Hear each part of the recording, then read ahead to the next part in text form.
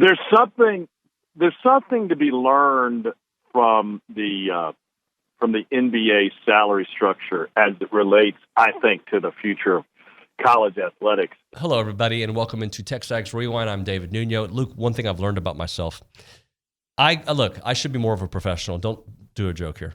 I should not allow A&M Sports to kind of dictate my mood, but it does. Like, I'm not as happy right now when it comes to Aggie basketball because of the most recent loss, which means they can turn that frown upside down by doing what? Beating the bleep out of Arkansas. Beating the brakes, pounding them, right? Finishing it early on in the game, right? Absolutely.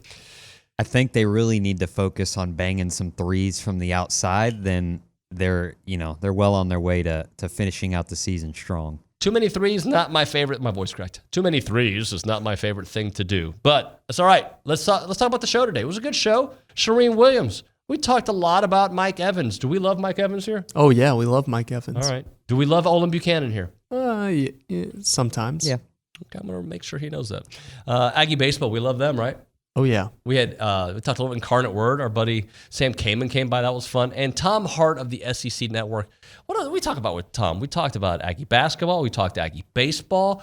There was something like in theory. Oh, we talked about coaches losing their fastball. I thought he had a pretty good answer for that. It's a lot of good stuff here on the TexAgs Rewind. Check it out.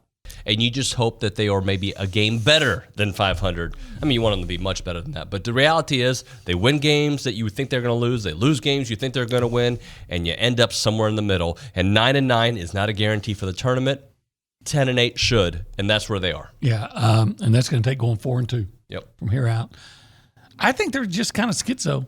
I really do. What's their best stretch? They won 3 in a row as their best stretch? Yeah. Yeah, they haven't won more than 3 in a row in conference play. And I think when they won 3 in a row in conference play, they hadn't done that since November. So, look, they won 5 out of 6 games. Yeah. They basically need to do that again. That's what they need to do. Yeah, let's hope. If you did that, you would. If you did that, that would include a win over South Carolina, which would be huge. I guess that'd be your 7th quad 1 win. And by the way, only 4 teams in the country, I think it is, maybe 3, but I think it's 4, have more quadrant 1 wins than Texas A&M. Teams that they beat, right? A couple of them. Iowa State maybe one. It's Houston. Oh, Houston, which they didn't beat. It's is it Tennessee? Connecticut. I don't think it was Tennessee. I had it in my story, and I've already forgotten. But Connecticut was 1, and Houston I know was 1. But the point is, they always tell you, and I don't ever really believe what committees say, but they'll always tell you it's about who you beat more so than who you lost to. And if that's the case, A&M should feel pretty good. Just don't. But you know why we don't feel good, OB? Because we know Houston, history. Purdue, Arizona, and Connecticut. Okay. Purdue just lost to Ohio State. I'm going to give credit to A&M there. And who else is on there, you said? Houston. Which A&M lost to? Connecticut and Arizona. And I think, doesn't Connecticut have a player that transferred from Texas A&M playing there? Hassan Diarra. Yeah. Give us the latest of what you're hearing about Mike and where potentially he could end up. Yeah, I think he will test free agency. I think he will end up somewhere else. I think the Chiefs are going to have some interest. I think the Texans are going to have some interest. He's going to have a lot of interest from around the league from a lot of teams. From what he's done, his 1,000-yard seasons. I mean, you're almost guaranteed a 1,000-yard season. Now, how much longer can this last? That's the question is, how long do you want to give him a contract for? How much longer do you think he has in him?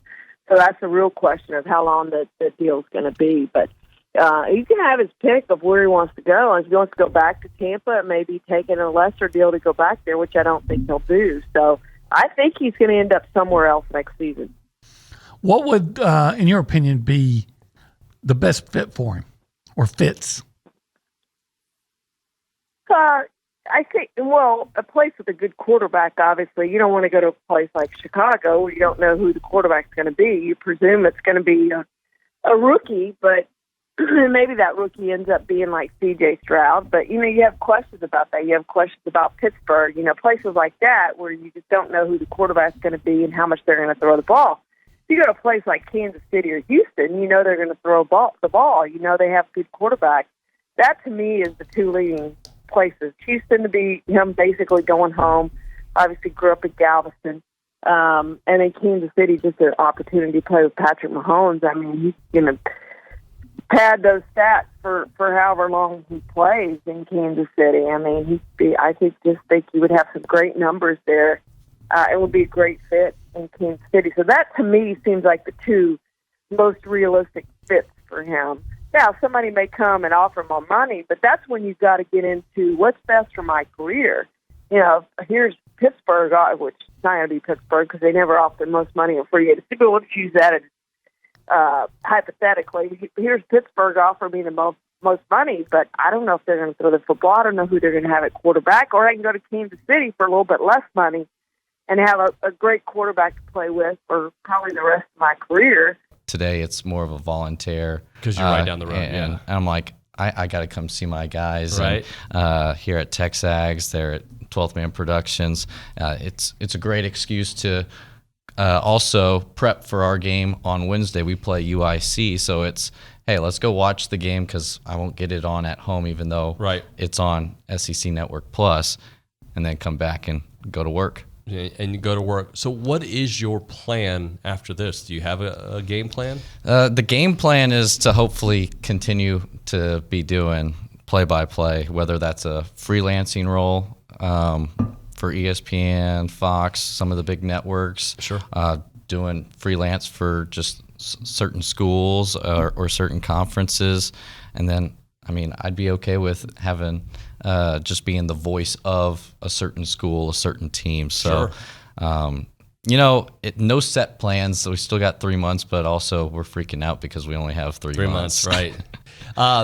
So tell me about the baseball team. They're 3-0. What kind of expectations are there on the team? Yeah, I mean, so coming off a year where they finished second in the Southland, we actually got beat in the conference tournament by McNeese. It was an unfortunate showing there in Lake Charles last year. But, I mean, the goal is everywhere win your conference. And talking to Coach Schatzberger, as much as this time in the non-conferences to get ready, kind of like A&M, you don't really know. You don't want to get too high, too low, too quickly as a fan base or a team. This is a big game because you're coming off a week where you sweep Villanova. The bats are hot. The big question mark is pitching. We saw that on Sunday with McNeese. The Cowboys had 14, 15 walks, and Aggies turned it into 10 runs. I mean, talking to coaches, they say hits get stranded, walks turn into runs. If they can do that, they can hang around, and I mean, it's happened once before. Not that Aggie fans want to hear that, but UIW has kept some of the games close.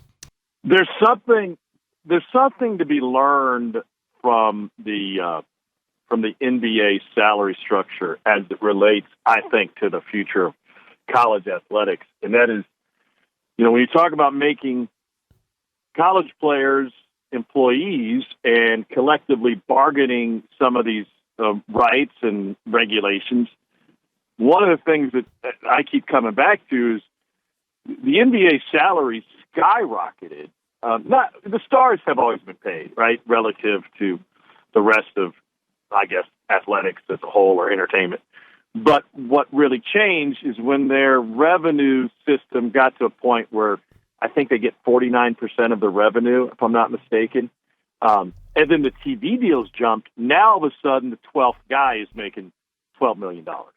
And I think there's something to be learned for eventually college athletes, whether that's limited to just football or however it's structured, will have some sort of revenue share in place.